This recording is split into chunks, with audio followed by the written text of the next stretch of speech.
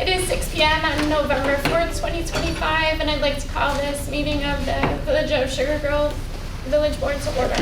Please join me in the Pledge of Allegiance. I pledge allegiance to the flag of the United States of America and to the republic for which it stands, one nation, under God, indivisible, with liberty and justice for all. If we could have roll call, please. President Stillwell, Here.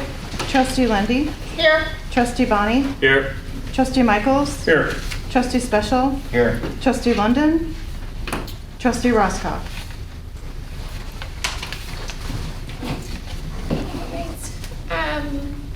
Do we have anyone sign? Actually, one more for a roll call. I'm sorry? Trustee London. Oh, Apologies. Trustee London, Here. Do we have anyone signed up for a public hearing? no. Up next, we have, do we have airport report? Trustee Special. Yeah, I did want to comment that it appears Rev is going to close down as of right now. They're still running a flight school, but I guess there's some unfulfilled obligations on their contract with the city of Aurora that haven't been met. So it appears that they might be closing down. I just wanted to share that. Is that the front that bought out Lumen there? Yes. Oh. Thank you. We will now have public comment on scheduled action items, the consent and general business items this evening. For consent agenda, we have approval of the October 24th, 2025 Village Board meeting minutes, approval of the vouchers, approval of the 2026 Village meeting schedule, an ordinance for Settlers Ridge Illustrative Plan Lot Designation Amendment, and an ordinance for cell tower special use from Verizon. Under general business, we have a resolution for TIF 1 surplus, a resolution for approving Grubin in the Grove 2026 IGA and village contribution, a resolution for architectural approval for Settlers Ridge, a resolution for fence repairs for Public Works, a resolution for grant authorization with ILEAS for Axon tasers. Does anyone have public comment? Hearing none, we will close public comments at this time. Would anyone like to remove an item from the consent agenda? Is there a motion and a second to approve that consent agenda? I'll make a motion to approve.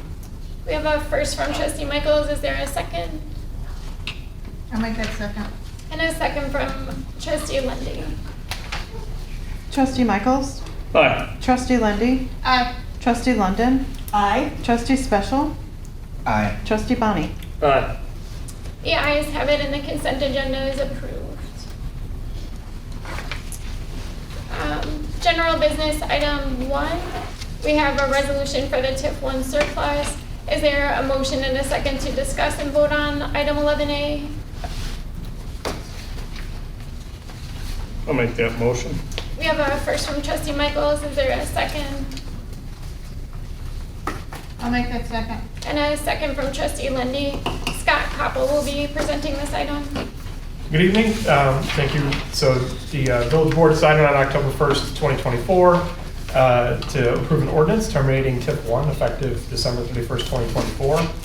Just because of the way TIFs work and there's a bit of a lag on the assessments and collections, the TIF 1 amount was collected, and then to do this, what we're doing essentially is surplusing everything that was collected for in 2024 and would be payable in 2025. So when the village receives it, we're going to essentially just send it back to the county and do that. That was the plan when the TIF district was closed back last year.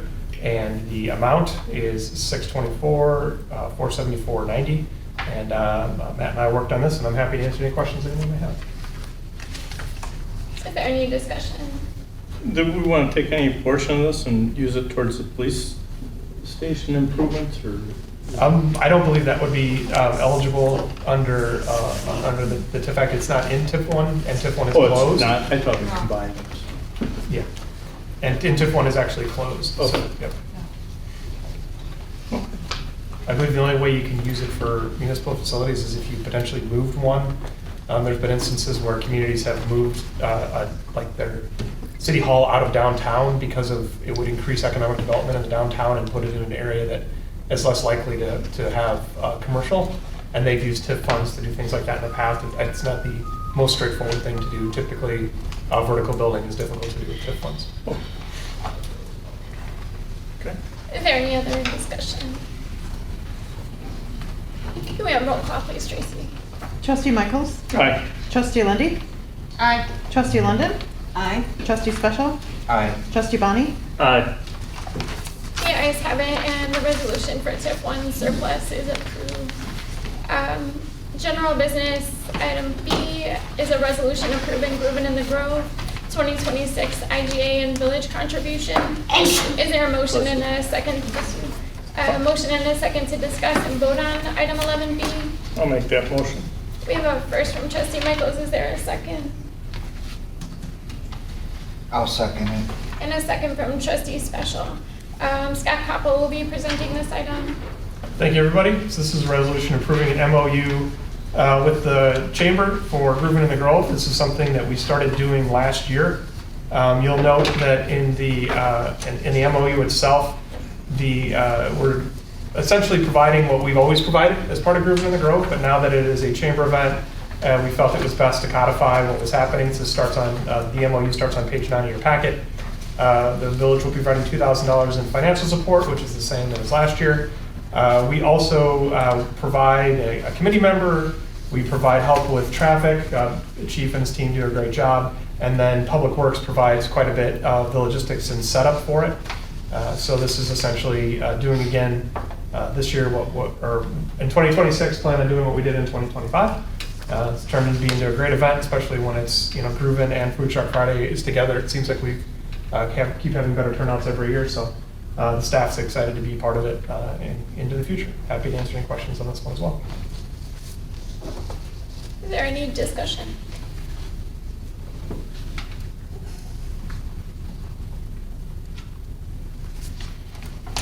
And everyone's comfortable with the $2,000 amount? Is there a roll call, please, Tracy? Trustee Michaels? Aye. Trustee Special? Aye. Trustee Lundy, Aye. Trustee London? Aye. Trustee Bonnie? Aye. The ayes have it, and the resolution approving Groovin in the Grove 2026 IGA and the village contribution is approved. Up next is a resolution for architectural approval for Settlers Ridge. Is there a motion and a second to discuss and vote on item 11C? I'll make that motion. We have a first from Trustee Lindy. Is there a second? I'll make a second. And a second from Trustee London. Danny Marion will be presenting this item. You have before you a resolution for architectural approval for lot, or the address is 1066 Ottawa Circle. This is an individual wishing to construct a home in Settlers Ridge. They're not going through Ryan Homes, so that's why it's before you as an individual lot. All of the architecture in Settlers Ridge has to be approved by the village board. So you have before you their plans that they are proposing for this lot, and it has gone to the HOA, and the HOA has approved it. The applicants are here if you have any questions for them.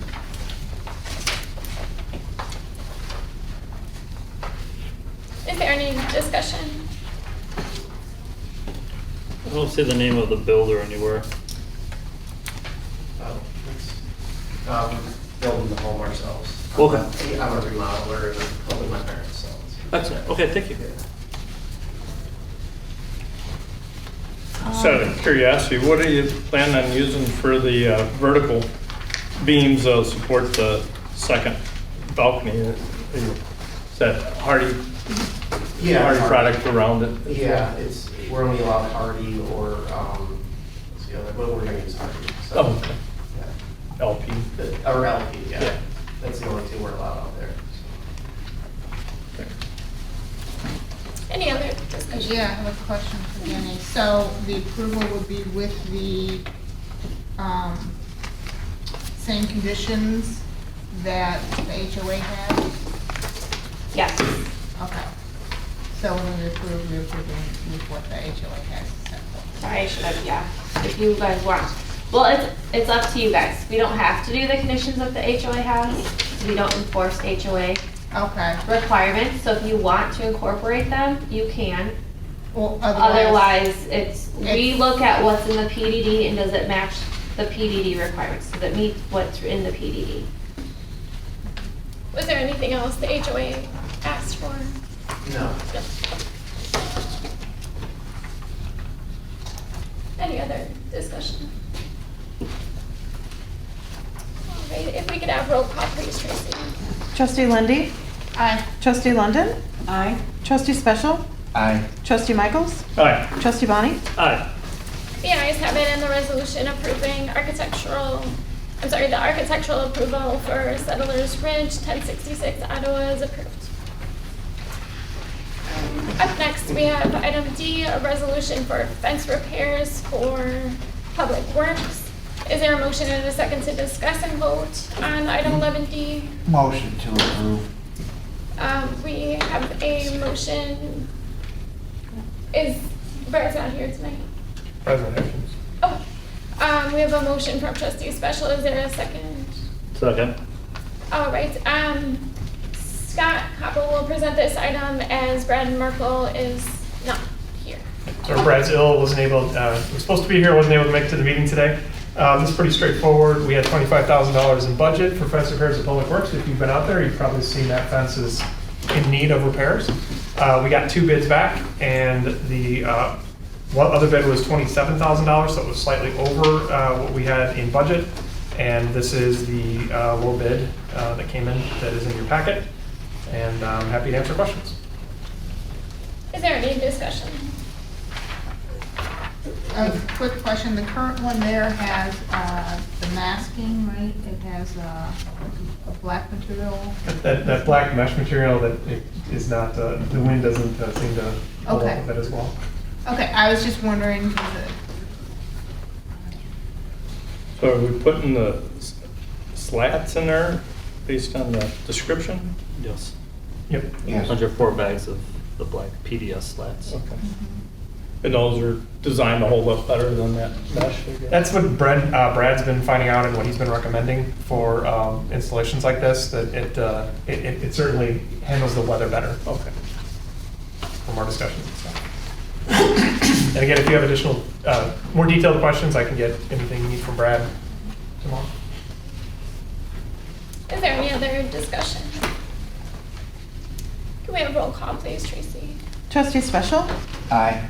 Trustee Bonnie, Aye. Trustee Lindy, Aye. Trustee London, Aye. Trustee Michaels, Aye. The ayes have it, and the resolution approving fence repairs for Public Works and the contract with Ideal Fence is approved. Up next, we have a resolution for grant authorization with ILEAS for Axon tasers. Is there a motion and a second to discuss and vote on item 11E? Motion. We have a first from Trustee Bonnie. Is there a second? Second. And a second from Trustee Special. Police Chief Patrick Rollins will be presenting this item. Good evening. So back in May of 2024, the state of Illinois received federal funding for to help support less than lethal devices that could be deployed across the state of Illinois. The Illinois Criminal Justice Authority received the millions of dollars that came from the federal agencies, and ILEAS, which is our Illinois Law Enforcement Mutual Aid System, similar to what the fire department has. There's also one on the police side. Was the government body that was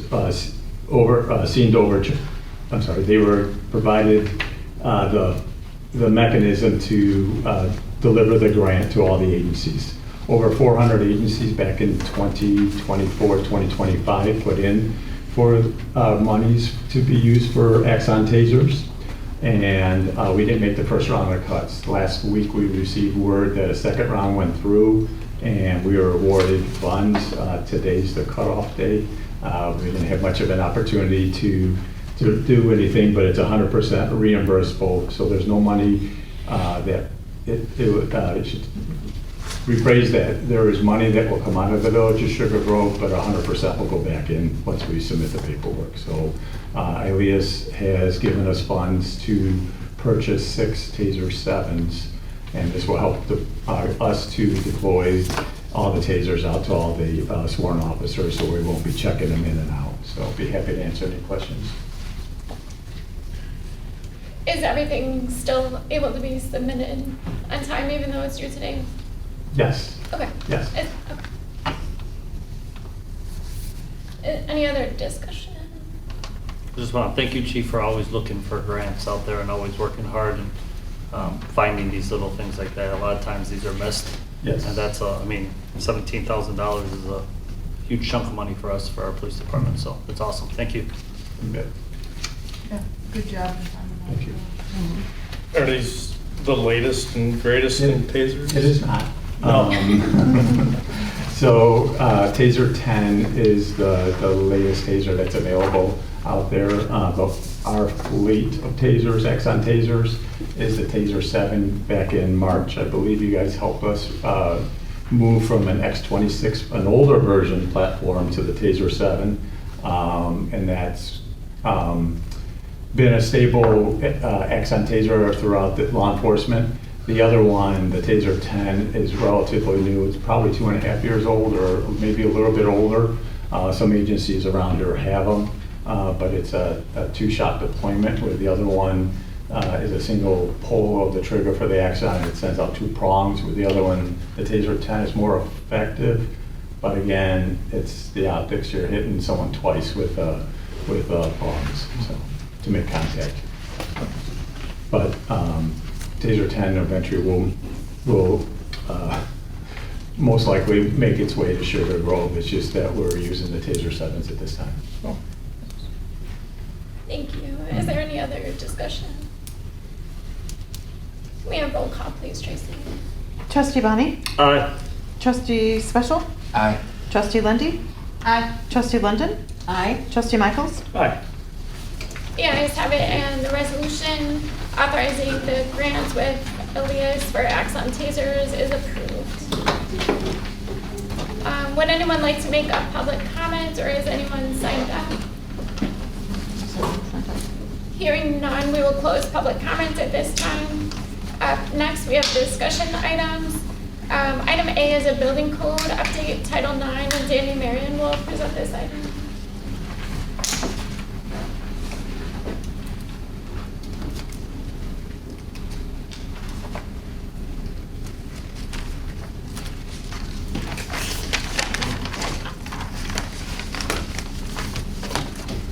The village is currently working off the 2015 International Building Code.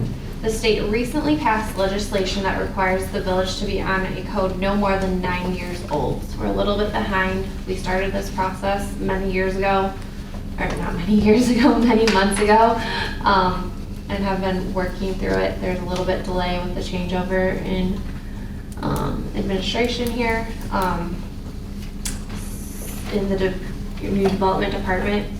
Staff has reviewed the 2021 code and is of the opinion that the differences between the 2015 and 2021 code are not too great and should not cause too much anguish in the building trades, since many communities around Sugar Grove are already applying the 2021 requirements.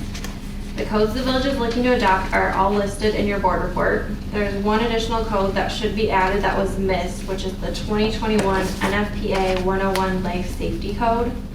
Also listed is the 2018 International Energy Code, but this should actually be the 2021 International Energy Code. We made a mistake, an error drafting our report. The review that was done was on the 2021 code, not the 2018 code. Also, as part of your board report are all of the suggested amendments to each code. Not listed in these amendments that should be included is language that include all fire districts within the village and not limited to just the Sugar Grove Fire District. This language will be added when this comes back before the board. We just caught this yesterday, that we listed out Sugar Grove Fire District, and we have several fire districts now incorporated into the village. So, some of the significant changes in the 2021 codes include, the significant changes in the 2021 IRC include increased energy efficiency standards with higher insulation levels, updated structural requirements for braced walls and seismic zones, and new fire safety rules such as mandatory storm shelter engineering and more specific smoke alarm placement. The most significant changes to the 2021 International Building Code include the introduction of new mass timber construction types, specific regulations for puzzle rooms, and the adoption of the 2017 edition of ICCA 117.1 for accessible design. Significant changes to the 2021 International Fire Code include updated requirements for refined energy storage system rules, expanded emergency responder communication systems, new requirements for low-frequency alarms in sleeping areas, and clarification on sprinkler requirements for upholstered furniture and mattresses. Other updates focus on specific occupancies and technologies such as adding regulations for escape rooms, special amusement areas, a new chapter for storing distilled spirits and wines, and stricter rules for high-rise building retrofits. The most significant changes in the 2021 International Swimming Pool and Spa Code include clarification that flotation tank systems are not within the code's scope, new requirements for hot water storage tanks to be listed and labeled, and new sections for solar thermal water heating systems. Other changes involve updated installation requirements referencing the International Mechanical Code and the updated slip-resistant standards for various surfaces like decks and coping. The significant changes in the 2021 National Energy Code include mandatory surge protection devices for all new dwelling units, required outdoor emergency disconnects for 1 and 2 family homes, and expanded GFCI protection for 125 to 250 volt receptacles in various locations. Other key updates include new requirements for arc fault protection on certain services and clarified rules for receptacle outlets on islands and peninsulas. The most significant changes in the 2021 International Energy Conservation Code include lower fenestration U factors for climate zones 3 through 8, a revised and more stringent air barrier and insulation table, and updated requirements for mechanical systems. Other key changes include new rules for lighting, hot water distribution, and a new energy rating index compliance path based on the ICC ResNet 301 standard. Significant changes to the 2014 Illinois Plumbing Code include updating fixture flow rates to allow for smaller pipes, mandating engineering for storm drainage systems, requiring new fixtures and irrigation controllers to be water sensitive labeled, and prohibiting certain plastic pipe types like polyethylene, and polybutylene for potable water systems. So you have all of the proposed amendments in your code, or in your board report, and I have our building inspector here to answer any questions that you have on our proposed amendments. All right, we'll now open discussion. I have a question. There's a section about the electric signs and outdoor lighting.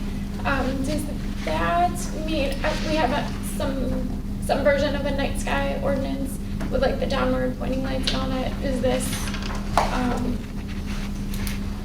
we're not approving anything that wouldn't otherwise be approved? Which page are you looking on? Sorry. This particular one is 34. It just says it's talking about the installation, the tubular LED lamps, and all that. So I just want to make sure someone can't put in LED lighting, that doesn't fit with our current night sky ordinance. And refer back to this and say, but it was allowed under this. It will be overruled by the zoning code if it does not meet the requirements. Okay. So, like, they can use these types of light bulbs, but they have to meet our, The zoning code as well. mhm. Okay. The light intensity and colors and all that stuff, that's in the code. Okay. And then these new updated codes, they wouldn't be for like Lennar that is already in progress, right? But they would be for future subdivisions? No, they would be for Lennar, but they would have 6 months to have to get into. Got it. Okay. Correct, Chris? The code changes are already part of Lennar's plan review requirements. Okay. So a lot of these are already in there to include the new state mandates. Lennar and our new builders have all been made aware of those changes. Okay. Thank you. Is there any other discussion?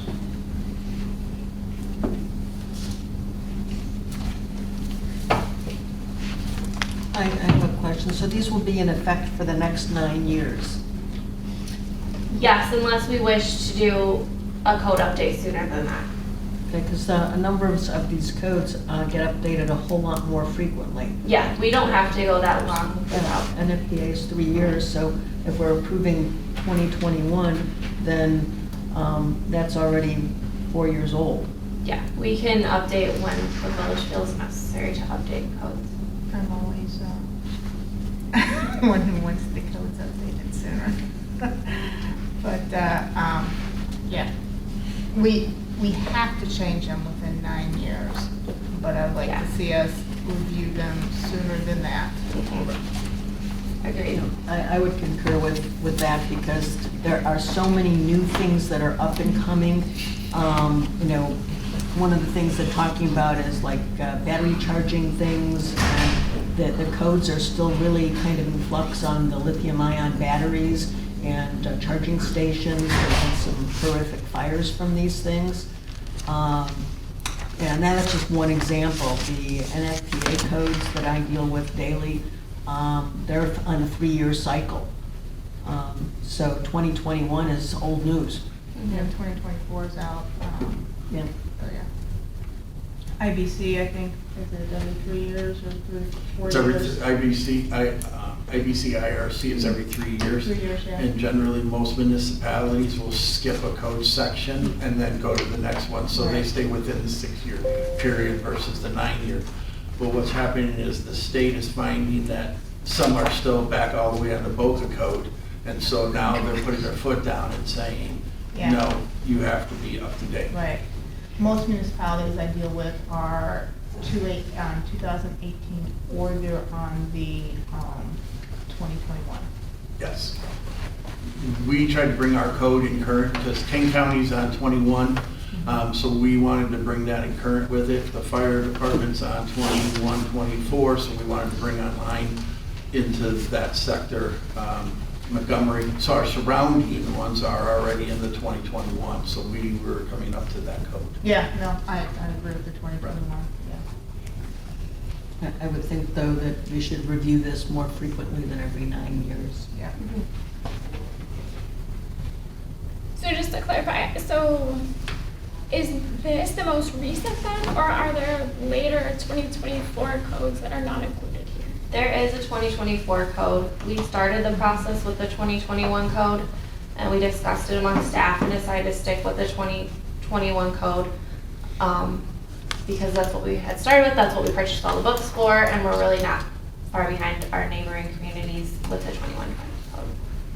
Okay. Most towns are on 2021. Yeah. Sounds good. And then when would we be looking at 2024? We most likely would skip 2024. We'd probably go to the next You would probably go one. to the next one. Okay. You would not adopt the 24, you'd go to the 27, I think. Okay.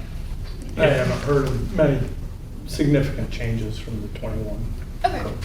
Right. It's typically, we don't want to have constant training and changes for our inspectors and for the builders, and also it is quite a bit of staff time to do that, and we have one full-time inspector, and it also does a lot of our internal work, like reviewing the code. So it's something that is common in smaller municipalities to do like every other code, or maybe a little bit longer. I find it, the energy code is the one that changes a lot. Energy code does change quite frequently because they're with what do you call it, free energy with solar panels. As you mentioned earlier, the EV chargers, that just updated, and that is updated in our new code. But it could change in '24, you know what I'm saying? So it's constantly evolving. We could update one code, like the energy code, if we needed to, and not all the codes. Absolutely. And then, if there were any updates that were required by statute, like I think there's a new statute for how many EV chargers have to be within so many parking spaces, the statutorily required changes are included here. They are included in this packet that you have Okay. as to the current standards. Okay, And then there's attachments in there that state mandates, Yeah. such as the solar ready for the new houses and stuff like that. and that's included. Yes, ma'am. Okay, great. Is there any other discussion? And just, Brian, just for clarification, if the state does pass a law with a requirement like that and it doesn't match our code, the state would essentially overrule us, even if our code is wrong, we still have to abide by the state law, not by our code, even if our code is out of date. That's correct. So we enforce it, and then we just adopt it when we update our code Okay. next. Correct. All right, I didn't hear any objections. Our next discussion item is Settlers Ridge Areas 5 and 6, additional model architectural approval, and Diddy Miriam will present this item as well. The village has been approached by Ryan Homes about adding an additional model to Settlers Ridge Areas 5 and 6. Previously, the board approved several models for Areas 5 and 6, and Ryan Homes has come to us that they have an additional ranch-style model that they would like to propose. On the attachment, it says that it is 2,739 square feet. That is the wrong square footage. It is actually 1,947 square feet, so it's a little bit smaller than what they're showing on your, what you have in your packet. But all architecture approval has to be approved by the village board, so we're here to see if you guys would like to include this model as part of the areas 5 and 6 options. And the applicant is here to answer any questions that you may have. Is there any discussion? Does the HOA have a minimum square footage out there? I don't believe so. I think it's pretty small. 1,200, yeah, that sounds right. I think there's like 1,200 in the PDD maybe. Does this architectural follow the rest of the architectural in that area? Yeah, it's very similar to all the other ones that you guys approved for 5 and 6. It'll be hard. Solid colors. Yeah, we'll be in Do you mind compliance. coming up to the microphone just to catch Sorry on the about that. recording? Thank you. I apologize. Do I need to swear in here? Just state your name. if you don't Okay. mind. Kyle Quinn, Land Entitlements Manager with Ryan Homes. The Cumberland, no, we'll be in compliance with all the HOA requirements, the hardy board, any stone requirements. I think they even have railing requirements for the front porches as well. One of the elevations does have a extended porch on it, so that would have the railing on it as being compliant with the HOA. The Cumberland is a new product type to Chicagoland. It's had a lot of good reviews elsewhere, primarily with the floor layout as well as the additional option to include like a private quarters upstairs. So it is a ranch, but it has the option to have a bathroom and a bedroom upstairs as well, for like, a kid suite or something along those lines. So that's why we're bringing it forward. It's had good reviews elsewhere, so we want to kind of add it to the lineup. Thank you. Of course. Any other discussion? All right, hearing none and no objections, we'll move on to the next discussion item. The 2025 proposed property tax levy announcement. Scott Papa will present this item. Hello, everyone. So that is, by state law, we must announce the proposed property tax levy. So this is merely an announcement of what the potential levy could be. And the way that it works is if you announce it at a lower number, you can't take a higher number. So, and being cautionary, and then also along with the recommendation that I have and Matt, is that we do have a higher number for this year, taking the CPI into account. Anyway, the process, the way that it works is that it's announced today, at least 20 days after the announcement, the board can adopt it. So we're projecting to pass the levy on December 2nd. So if the board would like to, that could be discussed again on November 18th if it's not ready to go. If we want more discussion to happen with this as well, for some additional time there. And then we would need to file the ordinance by December 8th with the county clerk's office. For the past 2 years, we've just taken the new construction number. This year, it's the new construction number. It also includes, as you may or may not know, TIF 1 was closed out. Last year, it included TIF 1 as part of it, even though the board had closed it out. This year, that is on there, although it is not, according to the clerk's office, not considered new construction, but it operates in a similar manner. So it will be captured in this next levy. And then there is, of course, the fact because we're PTEL, and we can take the property tax increase equal to the CPI. Some of the reasons why staff has recommended that this year, we are undergoing a current negotiation for a police union contract that's expiring soon. We're looking at a police pension increase of roughly $45,000 this year alone. And the police pension levy is also a levy of the village. And if we, it is underneath our cap along with the general fund levy. Our health insurance renewal is roughly $50,000. We had thought it was going to be much worse. Thankfully, we're able to stay as a small organization, but it is, and it's a double-digit increase, but it's still a significant number. Both of those are compounding numbers, which is why that had gone into the thought process. This is something that staff obviously never takes lightly when making a recommendation here. We did make a considerable investment in the police department as a capital expenditure and want to continue funding capital. So we don't want to risk having to make budget adjustments at a future budget that could potentially cut our capital investment. And again, the other reason for capital investment in the future is that the need for a village hall at some point. We are currently renting a space to have that there. The other is reason why this is a consideration that staff took was because the sales tax increases were stepping up a lot the past few years because of the Level Playing Field Act largely, and the change in how people shop after COVID. That has started to level off, so we are not estimating that we're going to see the same increase in sales tax that we have in the past couple of years. So I am happy to answer any questions about this process and about tonight's announcement and then the ultimate approval of levy in the future. We'll now open the discussion. On the topic of the village hall, I do not support that we sold the village hall that we own and are now saying that we need to raise taxes to put money aside for a new village hall. We really need to make better decisions going forward. And would you mind scrolling down? What was the special assessment for the Mallard Point Rolling Oaks in the amount of $75,000? We have a couple of, I'm sorry if I didn't include that in my brief that's in here. We have a couple of special assessments that we do. One is Sugar Grove Center, and that is to do the SSA was enacted there to do the cleanup.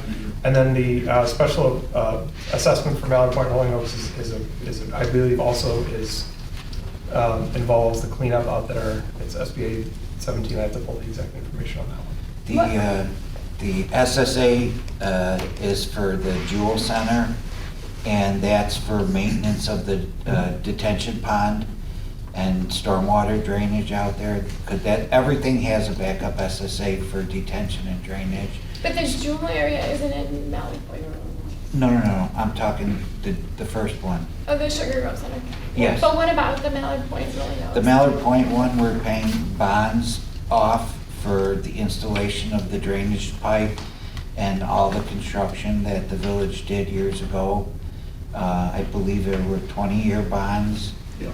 Okay. And I just want to point out again, for the future, we are going to have to decide whether to allow basements on an upcoming subdivision. And I just want to point out how long we've had to pay for the Mallard Point basements that flooded and the drainage over there. We should not do that a second time either. Rolling Oaks doesn't have a special assessment though. Why is it called Mallard Point Rolling Oaks Special Assessment? I thought they were part of it. Yeah, I think they are. I currently live in Rolling Oaks. I'm fairly certain we don't have an SSA unless it's on the text bill. It's not an SSA, it's an SA. Yeah, it's Oh, a service area, I think. Yeah. billed on the tax bill? And it is on the tax bill. Yeah. I can check. As far as I know, it's only Mallard Point. Yeah, since they all contributed to the drainage that would flow down to Mallard Lane down by the park. I know that they had a special assessment, but Rolling Oaks did not, so I think we should clarify that. And then, so how much do we have remaining in bonds to pay off? I'd have to pull I guess- the number of years that are left, but the amount is the 75,218. Is the remaining amount on the bond? No, that's the payment for this year. Yeah, I mean, there was, the village contributed, the county contributed, and then there was the special assessment that was put on all the properties to put in the pipe that runs from the south end of Yeah. Mallard Point and lowering the detention Yeah, basin. I'm familiar with the problem. I just wasn't aware of that we had that much in bonds left to pay. That's pretty huge. And then, like I said, I'm fairly certain Rolling Oaks does not even have a special assessment. So I think we have to look at this and then bring it back on November 18th with more information. Just clarifying, you said they sold the village hall. Did we sell the village hall? The village administration building, yes. We sold it? Yes, The village administration building? yes. Oh. Who did we sell it? Which? To an investor. It was the two buildings and the And that parking one. lot, yeah. Yeah, we own the were- building, The current one that you guys are in? correct. Oh, okay. And then that was, we were renting that. It was owned. We had no We owned mortgage it? payment. Oh, okay. No taxes. I gotcha. Okay. Yeah, I was confused. Thank you for clarifying. Yeah, I'm opposed to raising the taxes by a 2.9 CPI. I'm okay with the new construction, but we had 350,000 plus surplus last year, plus other funds, and then I think we're paying off a bond this year as well, so we'll have those proceeds. I believe that bond is from the road fund.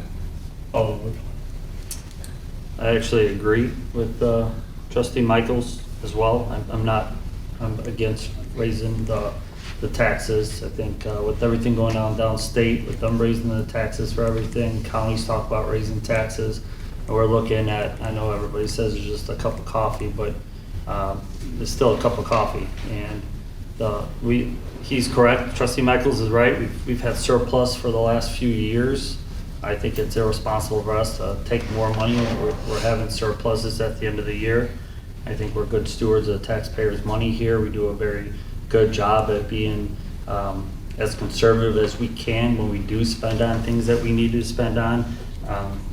Some of these meetings go late in the night to us having our discussions on how to spend this money the most responsible way. And for a total of the $53,999 to raise, it just doesn't seem like that's going to cut the shortfall if there was a shortfall. I'd rather just focus on capturing that new construction cost at that 2.21%, which we've done in the past, and it's worked out fine. We've come out ahead. I know there's some additional costs coming on, but there's also some new projects that are coming through. They're both residential, some commercial. I'd rather just focus on that and revisit this again next year at next budget time. I think that we do a good job here, and I really would like to stay with not raising taxes on our residents. I agree. And I agree with you as well with the village hall. I think that times as it is now, I think we can maybe look at maybe moving some money around from that as well, to pay for any of the shortcomings that was put in the capital fund for the village hall. I agree. I know that people are hurting right now, and I'd really like to avoid a tax increase if possible, especially since people are asking us to lower their taxes. However, we do have some major projects coming up this year, especially the water main that we're looking at bonds for. I think that we have an option that we can discuss, from my understanding, November 18th of abating the taxes. where if we did not end up needing the tax money, it would not need to be levied, is that correct? So I'm still looking into the details of it because it's not something that we've done before, that I've done before, but there's been discussions or potentially that you can capture the CPI and then you can abate some of the taxes back so that the money is not collected. But that's one where I can provide more details about that if the board's interested in how that process would work. At the next meeting, I don't want to say that incorrectly how it's done and the timing and how all of that would go. I need to review some things and just have a discussion with the county about it as well, how that process would go. But it's a way to capture the CPI so that you don't, because if you do not take the CPI, it's a use, you don't get it, you can't go back on the decision that you made in future years. So there have been some municipalities that made the decision to take the CPI and then abate some of the taxes, so it's roughly the same amount. So then the next year that money is there and available if the board so chose to take it. Scott, do we have any overfunded accounts? I know we talked about how we overfund a vehicle account for 100% full replacement. Is that something that we can look at removing some money from, not fully funding that 100% to cover a few costs for next year if we come up short from the not raising the taxes? So that would be an instance where we could potentially fund capital a little bit less. We already actually, when we made the decision to do the choices that we made on the final vote for the police station, we used some of our capital funds that we had funded for vehicle purchases in the future. So the thought process was to pay ourselves back a little bit. It's not that we're in danger in the next few years of doing it, but it was more than we had budgeted for this project or in our estimates, so we had to extend out a little bit. But we of course have plenty of money in our capital funds, general capital funds, that we wouldn't have to fund it as aggressively. But once that's something that I've seen in the past, once you start cutting the capital funding, it's very, very difficult to get that number to go back up unless there's something that causes a spike in revenue. But that is something we can certainly look at during budget time. And at budget time as well, I know this is a difficult decision to make right now because we don't have all the budget information in front of us to say, these are our expenditures and this is the kind of revenues we're going to need. But we would just have to look a lot harder at expenditures and at transfers at the time. And maybe have to use some of our rainy day fund potentially when we get to budget time, but that'll be when we're having those discussions and those hard decisions. But of course, we do have some levers we can pull. We were not scraping by, certainly, when we were making our last few budgets, and we did have those extra transfers that we've been able to do to help bolster our capital funds, which is one of the reasons why we can pay cash for the police station. Sorry for the long-winded answer. No, that's good. Thank you for that. And then, so what is the final date that we have to decide how much? December Okay. 2nd, we have to have it to the county, a signed copy by the village president by December 8th. The last meeting we could approve it at would be December 2nd. So that's why I noted that we could, at the next November 18th meeting, there could be some more discussion. I'll bring back information more specific about the special assessment. It'll be good for me to dive into it a little bit more deeply. I can bring like the bond, how much is left to be paid, how many years, some additional information about that, and I can also, I'll be continuing my research on the tax abatement process. I don't feel comfortable. I don't want to misspeak when I go through the process, so I'll be better educated on it by the next meeting. And it's called Sugar Grove SBA 17 on Mallard Point tax bills. Yeah, And- Mallard Point And Rolling Oaks. and Rolling Oaks. I have to look at this because It's- was there at one point, and this is historical info, I don't know if you know, but Mallard Point, I thought had an SSA, like an additional. Correct. It was assessment. approved and then it was removed by the board as well. So the SSA does not exist for Mallard Point. Okay. And then all of the 75,218, if that were levied, goes toward bond payment. Yes. From my understanding, that is the entire amount. It's the principal and interest on the debt. Okay. You know what? We don't budget any other, that is like one of the smaller portions of the budget. It's collect this amount of money, make this bond payment. It's really all about. Yeah, there should be, Matt should have documents in Yeah, his file. I That didn't. you could probably just email them out once you get a chance to look them up. Yep, yep. Again, I don't want to answer on the fly and be wrong, so but I'll provide all that information to the board ahead of the meeting, and then I'll have a discussion item specifically about that next meeting as well.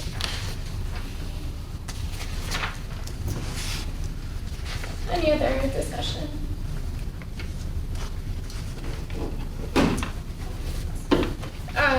And then this one, can we bring it back as a discussion item again on the 18th? Absolutely. Okay. All right. We now have reports, staff reports, Scott Collins. Thank you. The focus for me has been recruitment of a finance director, and then also filling in and learning some of the detailed portions of the job of a finance director and working with the finance team, getting to know them a lot better. So there are some good things that come out of it as I'm educating myself more. It's a big role. So I'm excited to get somebody in place hopefully soon. Happy to answer questions as well. Thank you. Danny Marion, Community Development. I have nothing to add. Thank you. Chief Rollins, Police. Just some community engagement events that took place were the trunk or treating, which was, as well as on Halloween, the officers going on to the subdivisions handing out candy. Our PD building project is moving along. It's kind of at the mechanical installation phase. We're putting the plumbing and heating, the vents in, and then eventually, probably the next 2 weeks, we'll start seeing some mortar or some bricks and cinder blocks going up for outside walls for the expansion. So once they secure the interior portion of the building that's dug out, they'll have to re-pour some parts of the slab, and then we'll start seeing some interior wall work going up. So right now, it's still a big open space on the inside. So happy to answer any questions you may have. Thank you. I know the teenagers love the police officers at Trunk or Treat. One in particular, they were taking pictures with him. They have their favorite officer, Tay Tay, I think they call him. Let's see. Brad is not here this evening. We have trustee reports. Trustee Lindy. I have nothing at this time. Trustee Special. No report. Trustee Michaels. How come you skipped Nora? I have a list. She's. No.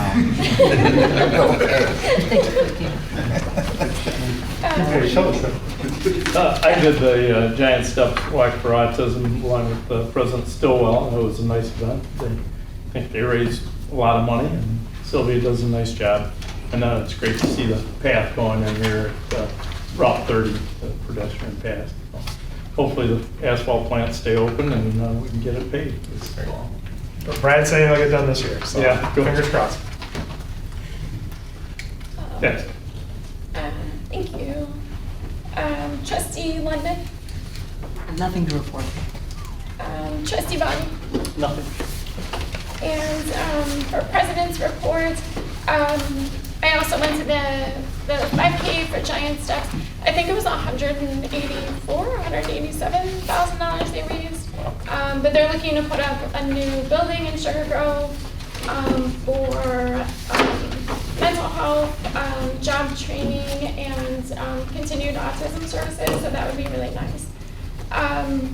With the beautification and gardening committee, we also planted some bulbs in front of the Sugar Grove sign on 47 in Maine. I think I don't remember how many, 142 or something like that, but hopefully those sprout. And then we're continuing to have a food drive until the end of November. There's a box in the administration building vestibule, and then they're moving the extra to my office, and we have quite a collection in there that we're gonna bring over to Between Friends, so they're looking forward to that.